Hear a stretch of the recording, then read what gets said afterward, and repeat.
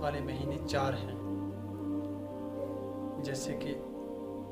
3 تو مسلسل ہے، ذی القعدہ، ذی الحجہ اور محرم، اور ایک مہینہ جو ہے جمادی الثانی اور شعبان کے مابین رجب کا مہینہ ہے۔ یہ 4 مہینے حرمت والے مہینے ہیں۔ ان حرمت والے مہینوں میں بندہ جتنا نیک عمل کرے گا اس کا ثواب جو ہے دگنا کر دیا جاتا ہے، اس کو دگنا ثواب دیا جاتا ہے، اس کے ثواب میں اضافہ کر دیا جاتا ہے۔ لیکن اس کے برعکس اگر کوئی ان حرمت والے مہینوں میں گناہ کرتا ہے، کوئی برائی کرتا ہے، تو بنسبت باقی مہینوں کے اس میں اس کے گناہ کا بھی جو ہے اس کے عذاب کو دگنا کر دیا جاتا ہے، اس کے عذاب میں بھی اضافہ کر دیا جاتا ہے۔ یعنی کہ باقی مہینوں میں اگر وہ گناہ کرتا ہے اس کو اس گناہ کا اتنا ہی عذاب ملے گا، لیکن حرمت والے مہینوں میں اس عذاب کو بھی